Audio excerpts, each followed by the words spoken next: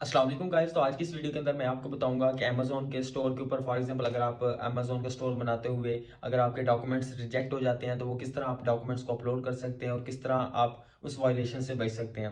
For example आपने simply आप अगर आप डॉक्यूमेंट्स वगैरह आपने अपलोड किए, बैंक स्टेटमेंट्स, आईडी कार्ड था या पासपोर्ट था, उसके डॉक्यूमेंट्स आपने अपलोड किए लेकिन वो रिजेक्ट हो गए।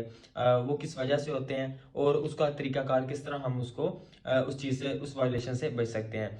तो सबसे पहले मैं आपको ये कुछ पॉइंट्स हैं वो मैं आपको दिखाता हूँ जिसके ऊपर आप अमल करके इन चीज़ों से बच सकते हैं। तो सबसे पहले आपको मैं बताता चलूँ कि कोई भी चीज़ है, फॉर एग्जांपल आपका आईडी कार्ड है, पासपोर्ट है या बैंक स्टेटमेंट है, उसको आपने 650 डीपीआई पे स्कैन करवा देना है। किसी भी करीबी स्कैनर के पास जाना है, उसे कहना है 650 डीपीआई पे इसको स्कैन कर दें ताकि उसके जो कॉर्नर वगैरह सारा कुछ बिल्कुल क्लियर आए, ताकि अमेजोन उसको डिटेक्ट करे कि ये बिल्कुल ओरिजिनल है। किसी भी कैम स्कैनर हो गया, डिफरेंट जो भी वेबसाइट्स हैं, इनके ऊपर आपने डॉक्यूमेंट्स को स्कैन नहीं करना। और दूसरे नंबर पे फॉर एग्जांपल आप बैंक स्टेटमेंट्स को डाउनलोड करते हैं तो उसको पीडीएफ के अंदर डाउनलोड करना है, ना कि उसको ब्लैक प्रिंट बिल्कुल नहीं करना। उसके अंदर ऊपर आपको शो हो रहा हो ओरिजिनल बैंक स्टेटमेंट हो, जिसके ऊपर आपका पूरे लोगोज वगैरह शो हो रहे हो, बैंक्स के लोगोज वगैरह जो उसके ऊपर शो हो रहे हो। अगर फॉर एग्जांपल आपका आप आईडी कार्ड, उसकी फ्रंट बैक अलग अलग से स्कैन करवानी है।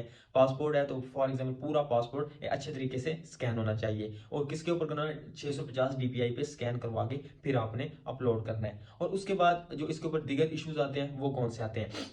फॉर एग्जाम्पल आप अगर एड्रेस डालते हैं, आपका एड्रेस जो आपका आईडी कार्ड के ऊपर या पासपोर्ट के ऊपर जो एड्रेस है वो सेम एड्रेस बैंक स्टेटमेंट के ऊपर भी होना चाहिए। अगर बैंक स्टेटमेंट के ऊपर एड्रेस चेंज है और आईडी कार्ड या पासपोर्ट के ऊपर एड्रेस चेंज है तो उसकी वजह से भी आपका रिजेक्ट हो सकता है। आप फॉर एग्जाम्पल आपकी जो अमेजोन है वो एड्रेस को लोकेट करने के लिए आपसे बैंक स्टेटमेंट मांगता है, तो इसलिए आपका जो बैंक स्टेटमेंट है उसके ऊपर जो एड्रेस है आपने सेम एड्रेस वही डालना है जो बैंक स्टेटमेंट के ऊपर है। आपने अगर फॉर एग्जांपल आईडी कार्ड वाला देखना है, आप वो डाल देते हैं या जहां आप रह रहे होते हैं वो एड्रेस डाल देते हैं, जिसकी वजह से इशू आ जाता है। आपने जो बैंक स्टेटमेंट के ऊपर एड्रेस है सेम वही एड्रेस डालना है। ठीक है, तो उसके बाद सॉरी।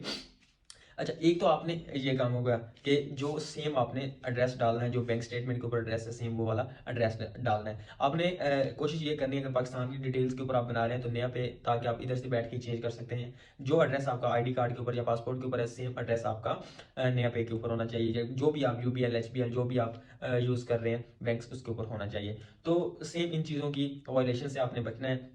स्कैम स्कैनर यूज़ नहीं करना।